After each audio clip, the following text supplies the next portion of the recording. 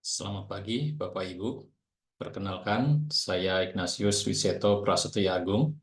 Saya menjadi dosen di Universitas Adira Jasa Perswara Sanjaya atau Ars University sejak akhir tahun 2019, di mana saya juga mempunyai tugas tambahan sebagai Wakil Rektor bidang kerjasama dan inovasi.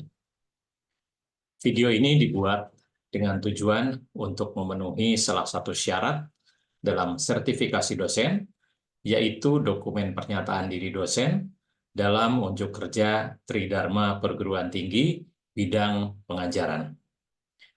Perlu kami sampaikan juga bahwa menjadi akademisi merupakan jenjang karir saya yang kedua. Setelah sebelumnya saya bekerja di industri telekomunikasi selama kurang lebih 30 tahun. Pada kesempatan kali ini, saya akan menjelaskan salah satu mata kuliah yang saya ampu, yaitu Ekosistem Inovasi Digital, yang merupakan mata kuliah wajib universitas atau MKWU, mempunyai bobot 3 SKS, yang diikuti oleh seluruh mahasiswa semua prodi pada semester pertama.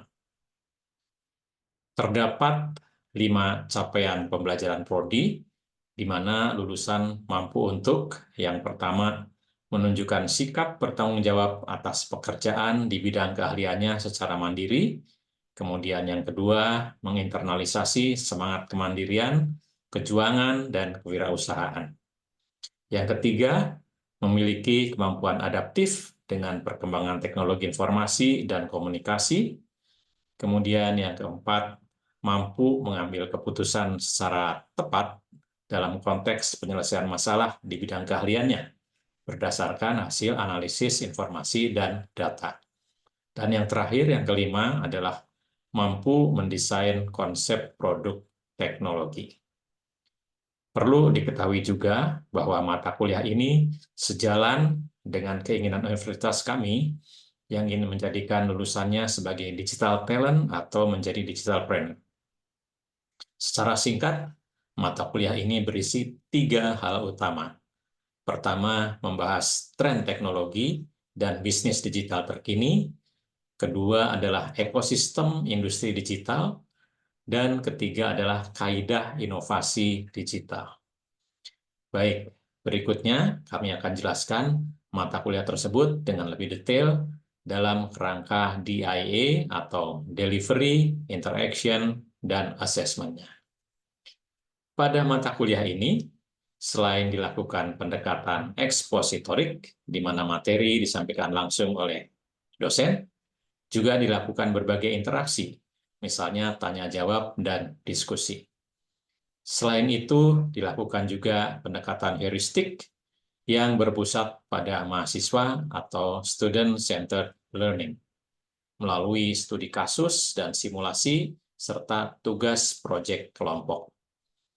Dengan demikian, selain mahasiswa diharapkan mampu menguasai 3 materi di atas, juga mereka dapat mengalami atau experience dalam hal berkolaborasi untuk mengenali dan memberikan solusi atas suatu masalah, serta berkolaborasi dalam tim kecil yang mensimulasikan startup digital. Secara lebih spesifik, disampaikan dalam CPMK, setelah mahasiswa menyelesaikan mata kuliah ini, mahasiswa mampu untuk yang pertama adalah menerangkan tren teknologi digital, kemudian juga mendesain layanan baru dengan mengkombinasikan berbagai teknologi baru, serta mengaitkannya dengan ekosistem industri digital. Yang kedua adalah mahasiswa dapat menerangkan kaidah inovasi digital, contohnya lean startup, customer validation, product validation, dan juga business model validation. Kemudian yang ketiga, mahasiswa dapat melakukan customer validation atas layanan baru yang didesain oleh mahasiswa bersama kelompoknya dalam proyek tersebut. Lebih detail dalam sub CPMK setiap pertemuan adalah sebagai berikut. Pada pertemuan pertama, mahasiswa dapat mengetahui dan memahami yang pertama adalah tujuan dan apa yang akan dipelajari dalam mata kuliah ini. Kemudian yang kedua, Industri 4.0 dan Society 5.0. Dan yang ketiga adalah tren teknologi digital yang bagian pertama meliputi Big Data Analytics, Artificial Intelligence, dan Cloud Computing. Kemudian pada pertemuan kedua, mahasiswa dapat mengetahui dan memahami tren teknologi digital lainnya, yaitu cyber security, blockchain, dan Internet of Things.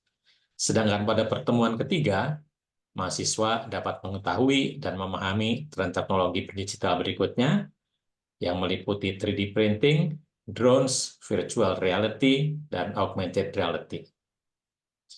Kemudian pada pertemuan keempat, mahasiswa dapat mengetahui dan memahami komponen digital ekosistem bagian pertama yang meliputi OTT, platform companies, serta device manufacturers. Sedangkan pada pertemuan kelima, mahasiswa dapat mengetahui dan memahami komponen digital ekosistem lainnya, yaitu telecommunication operator, network infrastructure, manufacturers. Dan pada pertemuan ke-6, mahasiswa dapat mengetahui dan memahami komponen digital ekosistem bagian yang ketiga yang meliputi universitas, R&D, inkubator, startups, venture capital, serta angel investor.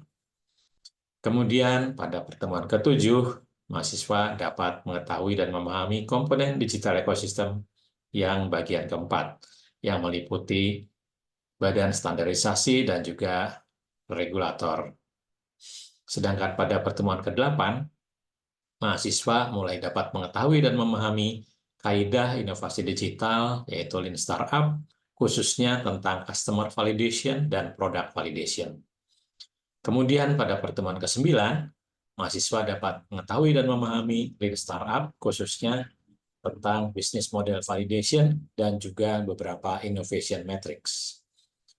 Kemudian pada pertemuan ke-10, mahasiswa dapat menemukan sebuah problem dan mendesain layanan baru dengan memanfaatkan berbagai teknologi yang telah dipelajari sebelumnya sebagai solusi atas permasalahan yang telah diidentifikasinya. Kemudian pada pertemuan ke-11, mahasiswa dapat melakukan praktik proses customer validation terhadap layanan yang telah didesain. Kemudian juga menyiapkan pitch deck terkait solusi yang didesain tersebut. Nah, berikutnya pada pertemuan ke-12 sampai dengan ke-16, mahasiswa setiap kelompok dapat menyampaikan dalam presentasi dan juga mempertahankan hasil temuannya serta menghargai masukan-masukan yang diberikan oleh kelompok lainnya. Pelaksanaan perkuliahan ini dilaksanakan secara offline di ruang kelas yang didukung oleh perangkat multimedia serta sistem informasi yang disediakan kampus, yaitu yang bernama MyArs, sebagai layanan terintegrasi bagi dosen dan mahasiswa.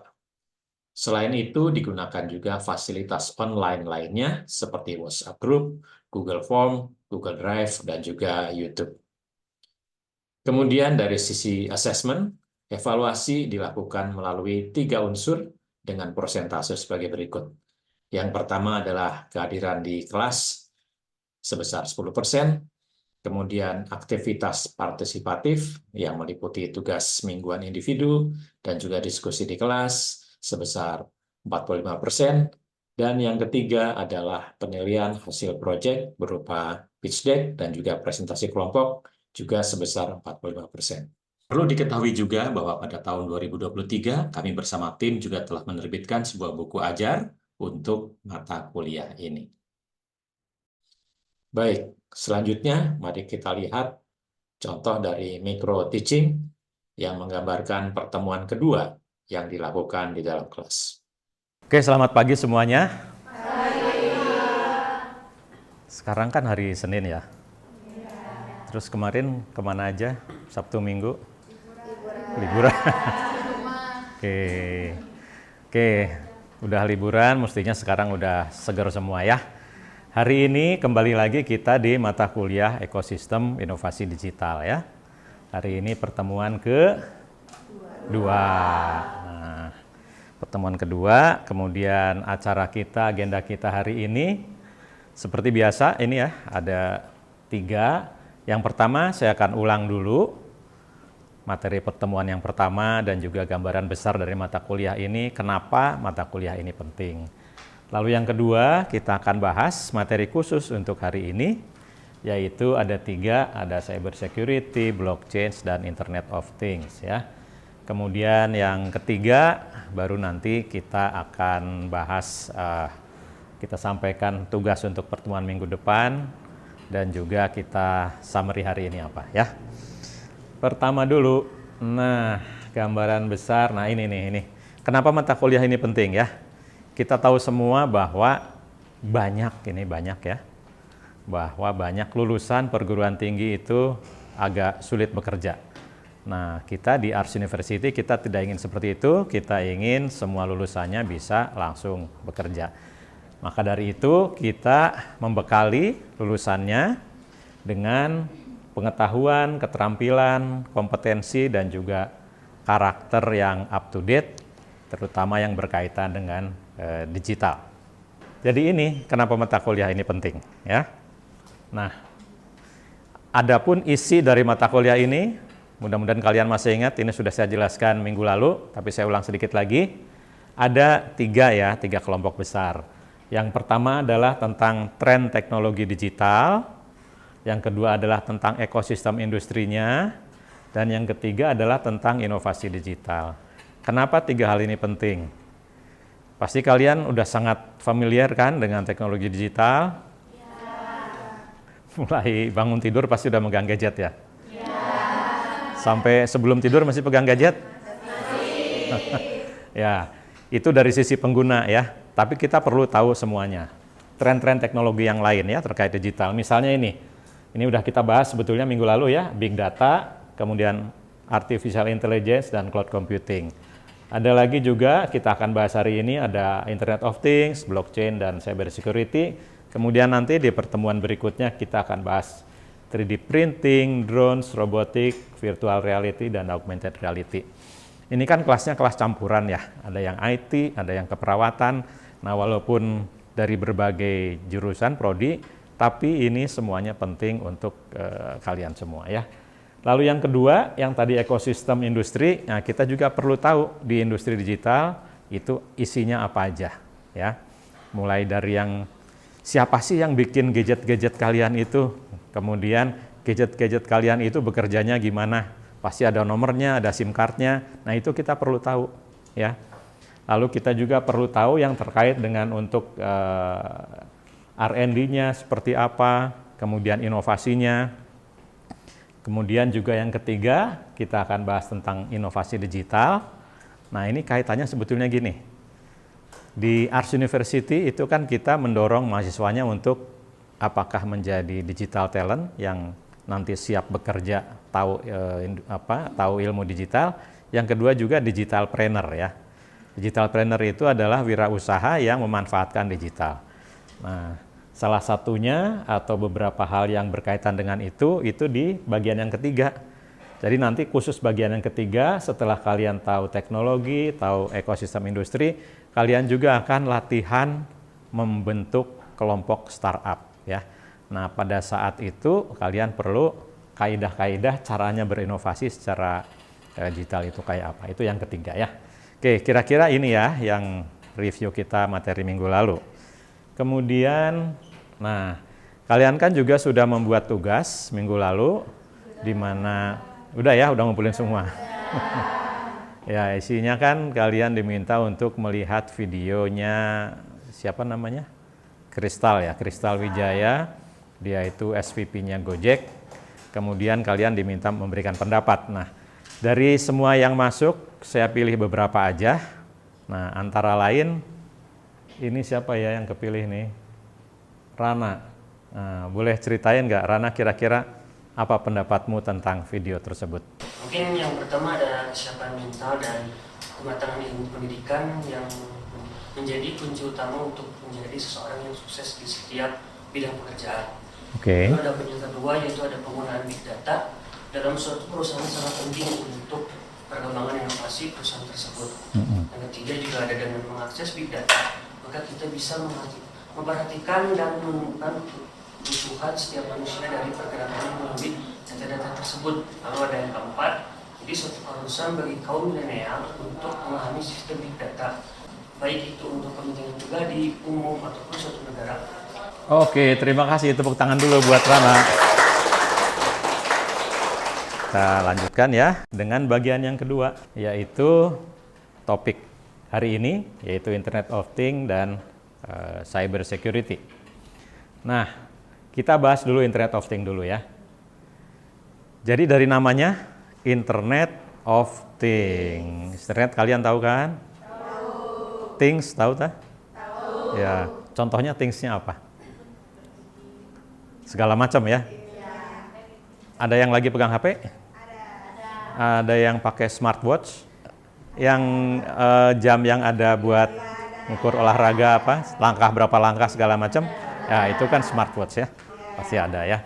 Nah, jadi per definisinya Internet of Things adalah koneksi ya antara perangkat fisik, mobil, gedung, dan barang lainnya. Contohnya tadi, smartwatch tadi, yang terhubung dengan teknologi seperti sensor dan jaringan internet. Nah, dengan teknologi ini, si objek-objek tadi bisa mengumpulkan data ya. Yang tadi pakai smartwatch, setiap hari mengukur jalan berapa langkah, itu kan masuk ke aplikasinya kan, nanti bisa diolah, kemudian dimonitor kan. Nah, tujuannya adalah tentunya untuk memudahkan hidup dan juga meningkatkan efisiensi serta mengurangi biaya bisnis ya. Kira-kira seperti itu ya. Kemudian kalau kita lihat lapisan-lapisan atau layernya, ini seperti ini ya. Yang pertama adalah lapisan persepsi atau biasanya ada sensor-sensor. Kemudian yang kedua lapisan jaringannya, dan yang ketiga lapisan aplikasi. Yang lapisan persepsi ini menggunakan sensor. Kira-kira contohnya apa? Salman tahu nggak contoh sensor? Kayak di ruang rektorat ada sensor sidik jari, telapak tangan, sama muka. Kalau misalkan di rumah sakit kayak sensor bisa mendeteksi api gitu. Nanti kebakaran. Iya. Oke, terima kasih. Tepuk tangan dulu buat Salman. Oke ya, itu contoh sensor, betul ya. Kemudian lapisan jaringan. Jaringannya ini adalah tugasnya untuk menghubungkan apa yang sudah dideteksi sama sensor, dikirim ke aplikasinya lewat internet. Contohnya, pasti tahu dong simbol ini? HP kalian ada ya, gambar ininya ya. Ini juga ada. Nah, itu contoh-contoh dari teknologi untuk lapisan jaringan ya. Ada NB-IoT, LoRa, 5G, Wi-Fi, dan sebagainya. Lalu yang ketiga, yang paling atas, ini adalah lapisan aplikasinya atau application layer-nya. Digunakannya untuk apa? Contohnya, smart home atau rumah pintar, smart city, smart farming, ada mobil pintar, smartwatch tadi tuh yang kalian pakai ya. Ada yang pernah melintas di persimpangan lampu merah, saya lupa jalannya. Pokoknya kalau naik motor, kalau ada yang nggak pakai helm, tiba-tiba ada suara. Suaranya apa bilangnya? Waktu itu di Gansu ada yang kan pengguna motor tapi nggak pakai helm. Terus ada suara di lampu merahnya teh. Bagi pengguna motor yang tidak memakai helm, silakan untuk turun dulu. Oke, terima kasih Rena, tepuk tangan buat Rena. Jadi betul ya, itu adalah contoh dari Smart City. Nah, di Bandung udah ada Smart City tuh ya. Jadi udah pakai ini ya. Kita lanjut lagi, ini tadi arsitektur. Nah, ini tadi khusus untuk sensor nih. Tadi udah sebagian sudah diberi contoh juga oleh Salman ya. Ini berbagai sensor, ada sensor suhu untuk mengukur suhu. Ini juga bisa di aplikasinya di kesehatan ya. Termometer datanya dikirim gitu ya. Lalu ada sensor kelembaban, itu mungkin untuk di rumah pintar, rumah sakit pintar juga. Ada ruangan khusus, mungkin ruang operasi yang harus kelembabannya tertentu ya. Nah itu ya contohnya. Sensor tekanan, ada sensor proximitas itu untuk deteksi objek ya. Lalu sensor lokasinya di mana, sensor gambar. Contohnya tadi Salman sudah sampaikan juga untuk pengenalan wajah ya. Nah, kemudian sensor inframerah, sensor cahaya, kimia, dan giroskop, dan masih banyak lagi ya. Ini contoh-contoh sensornya. Kemudian, nah ini tadi contoh smart home ya. Ini di kampus ini juga ada, coba. Kita masuk ruangan itu, kita pakai akses, pakai kartu, ya itu juga kan terhubung juga ya. Kemudian ada video live streamingnya, kalau kalian lihat di belakang, kita sambil kuliah sebenarnya ada yang ngintip tuh di kamera belakang. Ya, ini ada ya.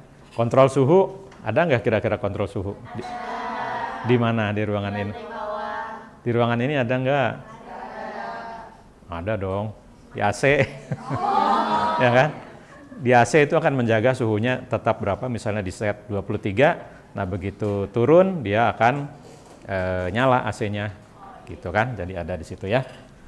Info ke ponsel, kemudian kalau di rumah ini ada deteksi gerak, ada deteksi jendela, kontrol lampu, dan sebagainya ya. Semua nanti dikirim ke internet, mungkin masuk ke aplikasi penggunanya ya. Kira-kira gitu ya, contoh smart home. Lalu contoh berikutnya adalah wearables. Wearables artinya sesuatu yang dipakai di badan ya.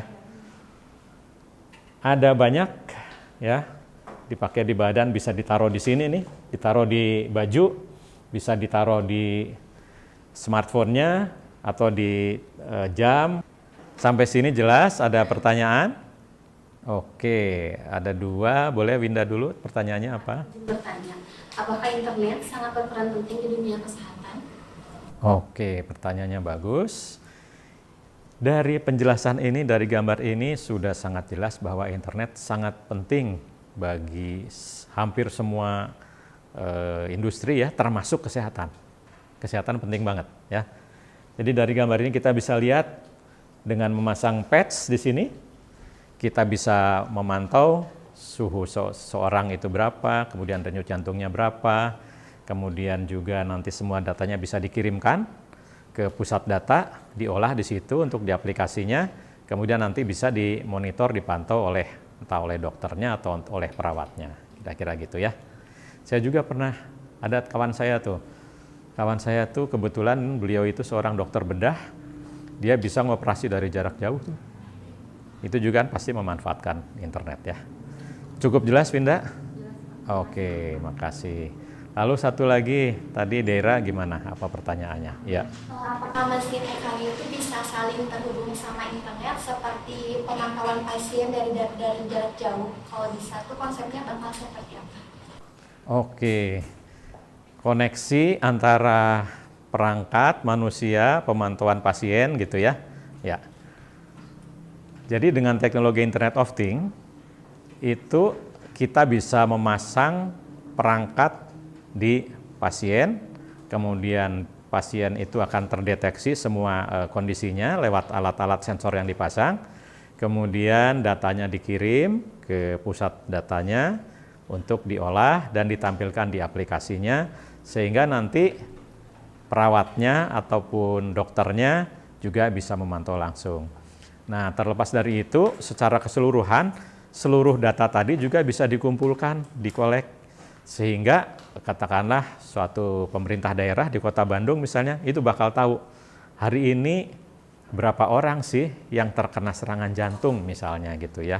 Atau dalam sebulan kondisi pasien di sebuah rumah sakit itu seperti apa. Nah, itu bisa karena semua datanya udah terkumpul dan bisa juga secara real time juga. Kira-kira gitu Dera. Cukup? Oke, terima kasih.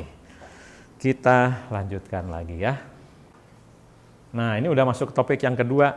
Ini adalah topik tentang cyber security. Siapa yang pernah dapat WA atau SMS yang isinya, Pak tolong buka ini file? Pernah ya? Nah, tahu nggak itu bahaya? Udah tahu kan? Udah tahu ya. Nah, itu contohnya ya. Karena itu adalah contoh-contoh dari penipuan cyber ya. Nah, makanya topik ini, cyber security ini juga penting ya. Kenapa penting? Karena siapa aja bisa kena kalau nggak waspada. Kalau kalian mungkin udah sangat ini ya, melek teknologi, tapi nggak tahu mungkin kalau orang tua atau kakeknya, neneknya, nah itu bisa bahaya tuh ya, bisa kena. Kemudian juga data-data juga udah semakin terdigitalisasi, sehingga itu rawan dicuri. data KTP, data nama ibu kandung. Nah, itu jangan sekali-sekali dikasih ya. Karena itu kan terkait data-data perbankan yang rahasia. Kemudian juga e-commerce makin populer. Ini kalian pasti semua sering belanja online ya. Belanja online kalau pembayarannya online juga ada data-data sensitif di situ ya. Itu juga perlu dijaga. Lalu untuk mengatasi serangan ini emang perlu biaya besar juga gitu ya. Jadi lebih baik tidak kena daripada sampai kena nanti susah gitu ya. Lalu serangan cyber bisa merusak reputasi ya. Contohnya kalau ada suatu instansi pemerintah misalkan dia sempat kehack, pasti akan ya namanya kurang bagus ya. Terhadap data pribadi juga banyak kerawanan juga di situ. Dan di luar itu juga secara nasional juga berbahaya juga ya. Coba bayangkan misalnya data-data penduduk tiba-tiba di-lock, di-hack, dikunci sama hacker, terus minta uang tebusan gitu kan. Nah, itu bahaya ya. Oke, nah ini kalau yang namanya serangan cyber atau cyber attack, ini kurang lebih pengelompokannya seperti ini. Ada yang menyerang data pribadi, ya. Contohnya pakai social engineering. Ini yang data pribadi nih. Ada yang tahu social engineering? Social engineering itu adalah penipuan yang merekayasa ketidaktahuan kita tapi melalui sosial. Contohnya tiba-tiba ditelepon, saya dari bank apa, gitu kan? Tadi saya menerima info bahwa rekening Bapak Ibu dicoba dicuri orang misalkan. Tolong sebutkan nomornya dan nama ibu kandungnya. Nah, itu social engineering ya. Atau contoh lain, ada yang ngaku-ngaku ini dari kampus Bapak Ibu, putra Ibu hari ini nggak masuk. Kami akan perlu ngecek, perlu memerlukan data-data nama ibu kandung misalnya ya. Itu juga penipuan seperti itu ya. Itu namanya social engineering. Oke, sekarang kita masuk di bagian akhir dari sesi kita kali ini. Ini ada tugas individu, ya, bisa diakses di link ini. Nah, kalian kan tahu bahwa di era digital yang namanya networking secara digital juga penting. Kalian perlu membentuk portfolio. Dan waktu survei kita minggu lalu di kelas ini banyak yang menggunakan sosial media, tapi khususnya yang terkait pekerjaan profesional itu belum terlalu banyak, yaitu LinkedIn ya. Jadi tugasnya kalian bikin akun LinkedIn ya. Lalu ada satu lagi video tentang cara deteksi serangan cyber ya.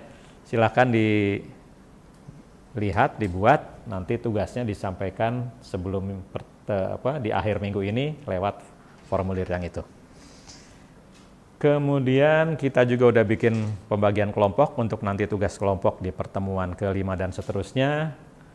Dan terakhir, ringkasan pertemuan kita hari ini, kita udah membahas tugas yang minggu lalu, kita sudah membahas tren teknologi yang kita bahas tadi ya, ada cyber security, blockchain, internet of things.